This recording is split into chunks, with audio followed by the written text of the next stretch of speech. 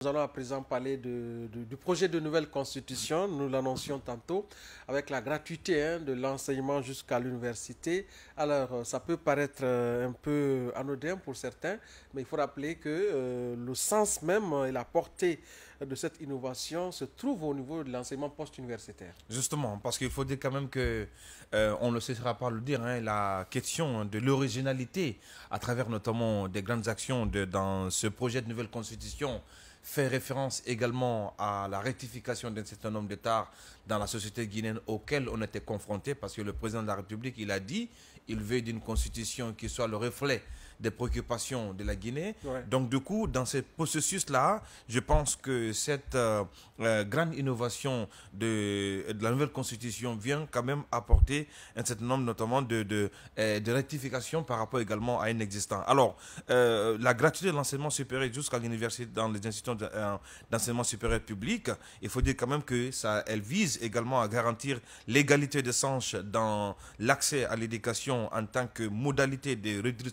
redistribution, Oui. j'y parviens, de la recherche nationale, mais aussi l'équité dans l'accès dans l'enseignement favorise aussi le changement de statut social, permettant également aux enfants des familles pauvres aussi de bénéficier d'une formation de qualité. Parce que la clarification qu'il faut apporter, premièrement, tout le monde sait que l'enseignement de l'élémentaire jusqu'à l'université, quand même, voilà, on ne va pas me dire que le Guinéen paye pour ça. Mais la nouveauté apportée dans cette nouvelle constitution, c'est un peu les études post-universitaires. C'est-à-dire, bon, au-delà de la licence, vous savez que pour faire un master ou également tenter d'oser faire notamment son doctorat en Guinée, Ça coûte des dizaines de millions. non, 25 millions, 30 pour millions, le 40, master. voilà, pour le master, 25 millions.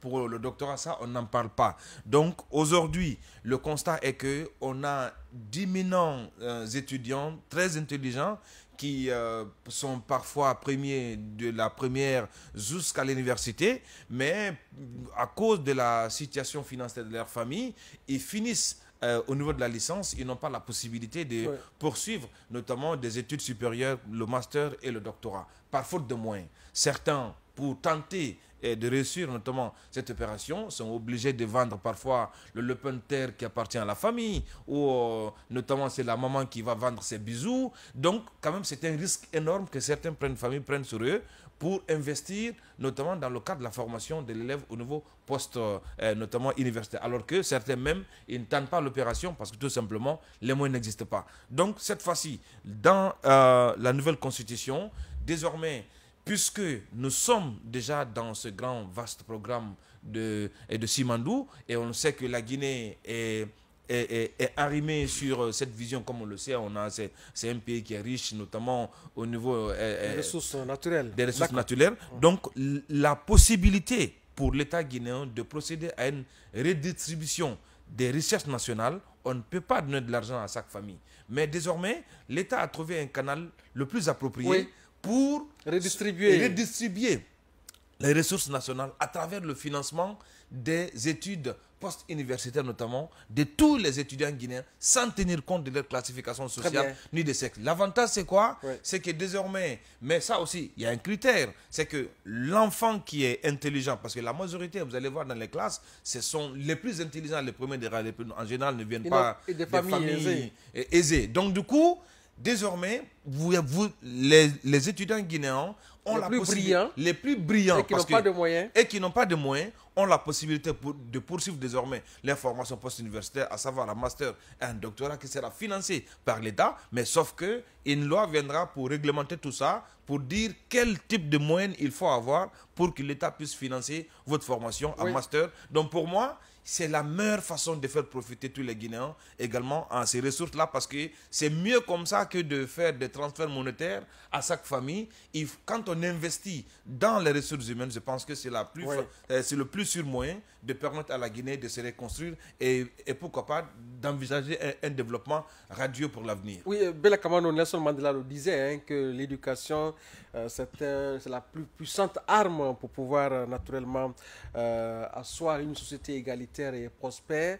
Aujourd'hui, l'État a activé en quelque sorte son côté social parce que dans les pays anglo-saxons, il faut rappeler quand même qu'à un certain niveau de développement, l'éducation, ça coûte de l'argent, c'est payant, ce n'est pas gratuit. Et aujourd'hui, la Guinée, voilà, faisant en tout cas allusion à tout ce que nous connaissons, a estimé qu'il faille rendre gratuit le financement de l'enseignement post-universitaire par rapport aux diplômes qu'on pourrait en avoir pour naturellement les étudiants les plus méritants. Ce qui veut dire que désormais, le fils du ministre, le fils du directeur des impôts a les mêmes chances, plutôt le fils du paysan a les mêmes chances que le fils du ministre par rapport, bien sûr, à ces diplômes-là. Oui, vous parlez d'égalité des chances. Je crois que la constitution de laquelle provient donc ou résulte ces dispositions, je crois, a une bonne partie de ces dispositions réservées justement à l'égalité sur tous les plans de l'ensemble de Guinée et sur l'ensemble du territoire, et même en dehors de la Guinée. C'est donc pour dire que nous avons une constitution qui prend en compte le côté solidarité à travers donc cette disposition. Côté solidarité, puisque tout simplement désormais le capital humain ne sera plus sélectif. Il va s'agir pour l'État de donner la chance à tous les Guinéens, à travers donc leur esprit, de leur donner la chance de mettre cet esprit-là en valeur afin que la Guinée puisse être développée.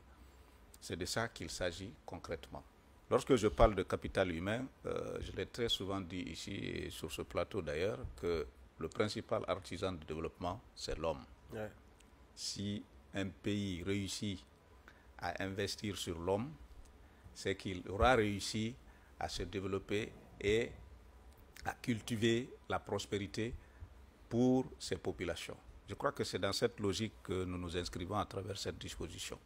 Vous avez une disposition qui donne la chance à tous les étudiants méritants d'avoir après la chance d'aller suivre des études post-universitaires, mais en tenant compte d'un certain nombre de critères.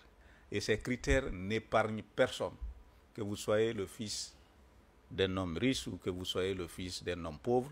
Lorsque vous n'obéissez pas à ces critères, vous ne les respectez pas, vous n'aurez pas la chance de suivre vos études post-universitaires gratuites. Alors, c'est là où moi-même, je reviens pour parler un peu de ce qui se passe à l'étranger. Si ailleurs, ce sont des banques, ce sont des entreprises qui financent ces études post-universitaires, l'État guinéen, donc, à travers cette disposition, va, contrairement donc à certains pays comme les pays anglo-saxons, c'est l'État guinéen qui prend désormais en charge ces formations-là. Et en contrepartie, ces formations vont bénéficier à l'ensemble du peuple de Guinée. Oui.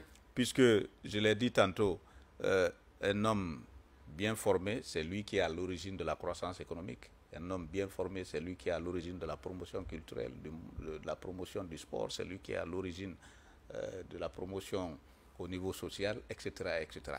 C'est comme pour dire encore une fois que les autorités actuelles, à travers cette disposition, sont en train de mettre en avant, d'abord, en pratique, le discours du président général Mamadi Doumbouya, qui consacrait une bonne partie donc des activités de cette année et de l'année prochaine au volet social, ensuite le volet économique. C'est ce volet social qui est aujourd'hui pris en compte dans cette disposition de notre nouvelle constitution. Encore une fois, c'est une politique qui va demain permettre à la Guinée de se développer en reposant sur le capital social et le capital humain. Très bien. Mais voici donc ce qu'il fallait retenir par rapport à cette autre disposition de la future constitution guinéenne. Venons-en à présent Bella Kamano Mohamed Bari à cette autre thématique qui est d'actualité. Quel avenir pour la presse guinéenne, laquelle